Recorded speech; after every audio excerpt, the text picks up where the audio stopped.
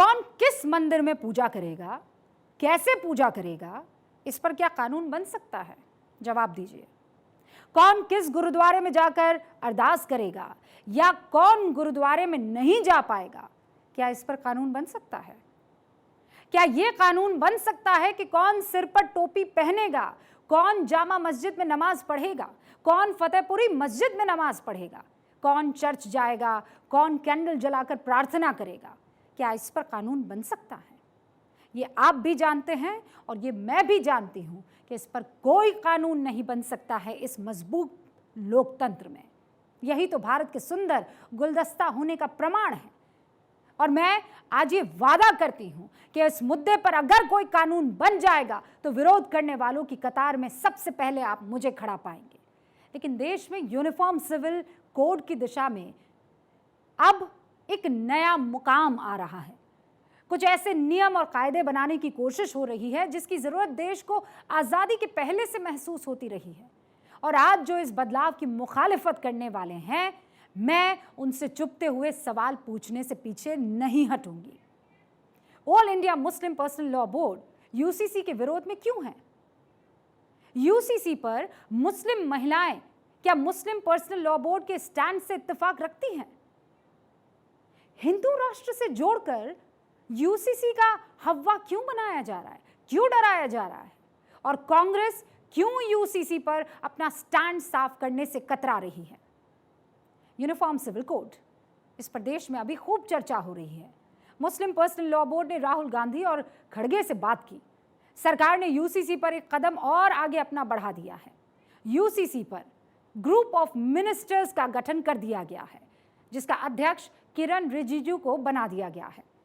इस मंत्री समूह में बाकी सदस्य कौन से हैं वो भी देख लीजिए। स्मृति ईरानी है, अर्जुन राम मेघवाल है और जी किशन रेड्डी हैं। केरल में बीजेपी ने यूसीसी के समर्थन में कैंपेन आज से लॉन्च कर दिया। अभी यूनिफॉर्म सिविल कोड का खाका तक नहीं खिंचा है। नोबडी नोज अबाउट इट, कोई ड्राफ्ट सामने नहीं आया है, लेकिन विरोध में झंडा बुलंद है। वो कहते हैं ना कि अभी बच्चा पैदा नहीं हुआ और आपने उसका मुंडन करवा दिया। All India Muslim Personal Law board पूरी ताकत के साथ यूसीसी का विरोध कर रहा है। ये विरोध यूनिफॉर्म सिविल कोड का नहीं है, ये विरोध इसलिए है ताकि राजनीतिक नफा इन लोगों का बना रहे। हो सकता है कि यूसीसी पर आपको मेरी बातें पूरी तरह से ठीक ना लग रही हूँ, आपको लग रहा हो कि नहीं रुबिका तो पक्षपात कर रही हैं, लेकिन 5 वक्ता नमाजी मौलवी साहब यूसीसी पर क्या कहते हैं वो तो आपको और तमाम मुसलमानों को जरूर सुनना चाहिए। ईसाई का अपना कानून, हिंदुओं का अपना कानून, बौद्धों का अपना कानून, पारसियों का अपना कानून, मुसलमानों का अपना कानून। जब इस मसले में कोई नक्शा साफ होगा तब हम लोग रिएक्ट करेंगे। कोई डरने और घबराने की बात नहीं है, इत्मीनान से अपने जगह पर रहिए। किसी चीज पर तनकीद करने के लिए वो चीज सामने होनी चाहिए। अभी तो ये भी पता नहीं है कि कॉमन सिविल कोड का नेचर क्या होगा। इन मौलाना साहब को हम नहीं जानते हैं। ये वीडियो वायरल है, मौलाना साहब की बात हमें बड़ी पसंद आई और इसीलिए हमें लगा कि आपको मौलाना साहब की ये बात सुनानी चाहिए। अभी तो यूनिफॉर्म सिविल कोड का खाका तक नहीं बना है। सुना ना आपने क्या कह रहे हैं मौलाना साहब? फिर अभी से क्यों मुस्लिम पर्सनल लॉ बोर्ड परेशान है? समाज के हर वर्ग से यूसीसी पर सुझाव मांग लिए गए हैं। पहले यूसीसी पर सरकार राय मशवरा करेगी, उसके बाद खाका खींचेगी, इसके बाद मुख्य ड्राफ्ट तैयार होगा, फिर संसद के दोनों सदनों में इस पर चर्चा होगी। सभी सांसद अपने अपने इलाके के लोगों के मुताबिक अपनी आपत्तियां दर्ज करवाएंगे या फिर अपना कोई सुझाव देंगे या हो सकता है इसका विरोध करेंगे। लेकिन मुस्लिम पर्सनल लॉ बोर्ड ने अभी से हाय तौबा मचा रखी है। क्यों भाई?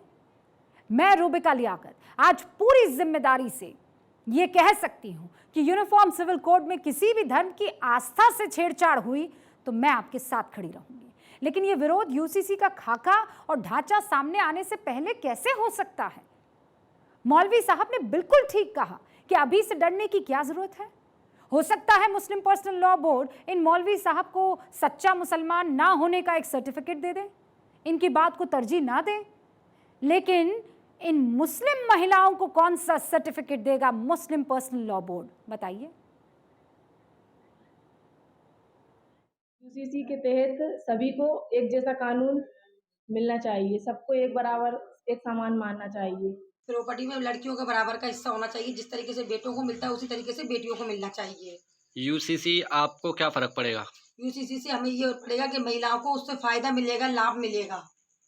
जो यूसीसी कानून आ रहा है, मोदी जी जी। लेके आ रहे हैं, उसकी क्या सहमत है उससे? जी सहमत है, उससे महिलाओं के लिए अच्छा है ये। आपको पिता के प्रॉपर्टी में हिस्सा मिलना चाहिए। बराबर मिलना चाहिए। यूसीसी से आपको क्या फर्क पड़ेगा? यूसीसी जब तक आता नहीं है तो पता कैसे चलेगा कि फ़र्क क्या पड़ेगा उससे। ये तमाम मुस्लिम महिलाएं हैं। यूसीसी जब तक आता नहीं है कैसे पता चलेगा? यूसीसी अगर आया तो महिलाओं को उसका हक मिलेगा।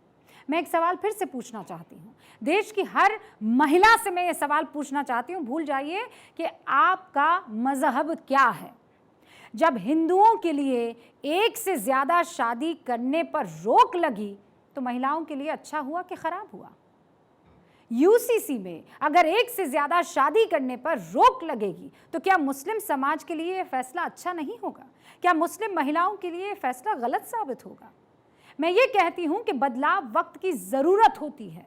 वक्त के साथ जो नहीं बदलते वो बहुत पीछे छूट जाते हैं।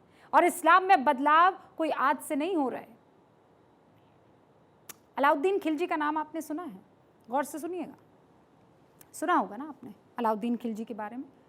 वो पद्मावत फिल्म वाला ही खिलजी। आज से 700 साल पहले खिलजी ने शरीयत में कई सारे बदलाव किए थे। उस वक्त भी मौलाना और काजी शरीयत के उल्लंघन पर खिलजी से खफा हो गए थे। लेकिन खिलजी ने, आपको पता है उस वक्त क्या कहा था? मैंने देश की भलाई के लिए ये परिवर्तन किए हैं और मेरी नेक नीयत के लिए खुदा भी मुझे माफ़ कर देंगे। खिलजी का मैं हमेशा विरोध करती रहूँगी। हिंदुस्तानी होने के नाते मैं खिलजी के हमेशा मुखालिफत में खड़ी रहूँगी।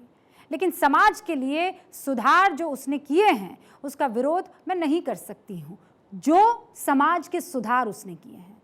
और खिलजी की ये बात मैंने या मेरी टीम ने नहीं गढ़ी है, ये तथ्य हैं जिन्हें संविधान सभा में भी उठाया गया था। संविधान सभा की मीटिंग में यूनिफॉर्म सिविल कोड पर चर्चा हुई। उसमें केएम मुंशी ने खिलजी का यही उदाहरण तब दिया था। मैं बार बार कह रही हूँ, पूरी जिम्मेदारी के साथ कह रही हूँ कि यूनिफॉर्म सिविल कोड पर आपको तरह तरह से डराया जाएगा, नए नए किस्म के डर दिखाए जाएंगे, ठीक वैसे ही जैसे अमृत सेन इस वक्त दिखा रहे हैं। ये नोबेल पुरस्कार विजेता है, बहुत बड़े लेखक हैं, मैं सम्मान करती हूँ इनका। लेकिन हिंदुस्तान के मुसलमानों को डराने के लिए ये जो नई थियरी गढ़ रहे हैं, इसकी मैं पुरजोर मुखालिफत करती हूँ। অপ্রতিষ্ঠিতভাবে সহজ করার প্রচেষ্টা, আমাদের নিজেদের মধ্যে নানা রকম পার্থক্য থাকে। হিন্দু রাষ্ট্র ফলে যেমন কিছু কিছু পথ বন্ধ করা হবে। यूसीसी पर नए नए बयान देकर आपको डराने की कोशिश हो रही है, खौफ का माहौल बनाया जा रहा है। कहा जा रहा है कि देश में मुसलमान खतरे में है, इस्लाम खतरे में है। लेकिन मैं फिर कह रही हूँ, यूसीसी पर डरने की नहीं बल्कि यूसीसी के साथ चलने की ज़रूरत है। मुस्लिम पर्सनल लॉ बोर्ड को मेरी बातें अच्छी नहीं लगेंगी, दक्यानूसी ख्यालात रखने वाले लोगों को मेरी बातें अच्छी नहीं लगेंगी, क्योंकि मैं उनका मुखपत्र बनकर बात नहीं करती। मैं वो कहती हूँ जो देश के हित में होता है, मैं वो कहती हूँ जो समाज के हित में होता है। मैं आदिवासी पर यूरिनेट करने वाले बीजेपी कार्यकर्ता के भी विरोध में हूँ और समाज सुधारों के बीच में खड़े होने वाले मुस्लिम पर्सनल लॉ बोर्ड के खिलाफ खड़ी हूँ। मैं ये कहना चाहती हूँ कि यूनिफॉर्म सिविल कोड पर लोगों को जो डराया जा रहा है उसको जिम्मेदारी से दूर करना सिर्फ मेरा ही काम नहीं है, सिर्फ सरकार की ही जिम्मेदारी नहीं है। विपक्ष को भी अपना स्टैंड क्लियर करना होगा। कांग्रेस को भी यूनिफॉर्म सिविल कोड पर लोगों का डर दूर करना चाहिए। लेकिन खुद अब इस स्टैंड पर कांग्रेस क्लियर नहीं है, यूसीसी के सपोर्ट में है कि विरोध में है, समझ नहीं पा रही है।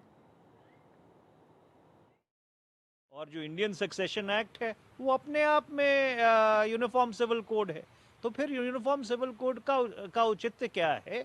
ये तो जिसको अंग्रेजी में कहते हैं इट्स अ डॉग विसल। ये कहा है कि यूनिफॉर्म सिविल कोड जब भी आएगा हम इसका समर्थन करेंगे। कांग्रेस पार्टी भी जो है हम कांग्रेस पार्टी का अभिन्न अंग है और कांग्रेस पार्टी हमारे देश में एकता और अखंडता को आगे ले जाने में हमेशा कांग्रेस पार्टी ने अपना योगदान दिया है। एज एंड व्हेन जब ये लाया जाएगा उस समय इसके ऊपर पूरा समर्थन दिया जाएगा।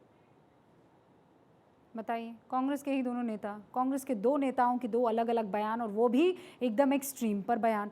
केरल में कांग्रेस यूनिफॉर्म सिविल कोड के विरोध में है। ये वही केरल है जहां की वायनाड सीट से राहुल गांधी चुनाव जीतकर सांसद बने थे। वहां कांग्रेस क्या कह रही है, सुनिए। यूनिफॉर्म सिविल कोड लागू होने से विविधता खत्म हो जाएगी। वीडी सतीशन जो कि कांग्रेस के नेता हैं, ये बयान दे रहे हैं। कांग्रेस को बताना होगा कि वो किस सोच के साथ समाज को आगे बढ़ाने वाली है। वो किस सोच के साथ है, वो क्या इस सोच के साथ है जो यूनिफॉर्म सिविल कोड पर आवाम को डरा रही है, या उस सोच के साथ है जो हिंदुस्तान को एक ही धागे में पिरो रही है। यूसीसी लागू होगा तो मुसलमानों से उनके संवैधानिक अधिकार छिन जाएंगे या छीन लिए जाएंगे। क्या इन लोगों के साथ खड़े होना जायज़ है? आप सब जानते हैं कि अपने मुल्क के कॉन्स्टिट्यूशन ने हमें और आपको अपने मज़हब पर अमल करने की पूरी आज़ादी दी है और रिलीजन को एज अ फंडामेंटल राइट करार दिया है। फंडामेंटल राइट हमसे और आपसे कोई कानून ले नहीं सकता। फंडामेंटल राइट कौन ले रहा है? किसने फंडामेंटल राइट छीनने की बात कही है? मौलाना साहब जो बातें कह रहे हैं वो घुमा फिरा के कह रहे हैं। मैं मौलाना साहब से पूछना चाहती हूँ कि यूसीसी आने के बाद क्या संविधान में दिए मौलिक अधिकार खत्म हो जाएंगे? क्या समानता के अधिकार को खत्म कर दिया जाएगा? क्या धर्म को मानने का अधिकार खत्म कर दिया जाएगा? क्या शिक्षा के अधिकार को खत्म कर दिया जाएगा? क्या स्वतंत्रता के अधिकार को खत्म कर दिया जाएगा? मैं फिर कहती हूं ऐसा कुछ नहीं होगा। मैं फिर कहती हूं कि इन अधिकारों पर कोई चोट हुई तो मैं आपके साथ सबसे पहले प्लकार्ड लेकर विरोध में खड़ी नजर आऊंगी। लेकिन मैं ये कभी नहीं होने दूंगी कि कोई बगैर वजह, बिला वजह आपको डराए, समाज सुधार के काम में अड़ंगा लगाए। कोई देश की तरक्की में अड़चन डालेगा तो विरोध तो करना होगा और सच्चाई से आपको फैक्ट्स पर अपनी बातों को रखना होगा। और यही वजह है कि अभी से जो डर का माहौल दिखाया जा रहा है उसको फैक्ट्स से धराशायी किया जाए। ड्राफ्ट अभी नहीं आया है, सबसे राय मांगी जा रही है, मशवरा किया जा रहा है और उसके बाद ही हिंदुस्तान को एक कानून में, सिविल के कानूनों की मैं बात कर रही हूँ, क्योंकि इंडियन पीनल कोड में तो हम सब एक ही हैं। वहाँ कोई शरिया कानून लागू नहीं होता है। चोरी करने पर आपके हाथ नहीं काटे जाते हैं, चाहे वो हिंदू हो या मुसलमान हो, कानून के तहत उसका काम होता है। तो फिर यहाँ तो शरिया नहीं मानी जा रही। मौलवी साहब सोच समझ के बयानात दीजिए, क्योंकि यहाँ उन तमाम बयानों का पोस्टमार्टम होगा।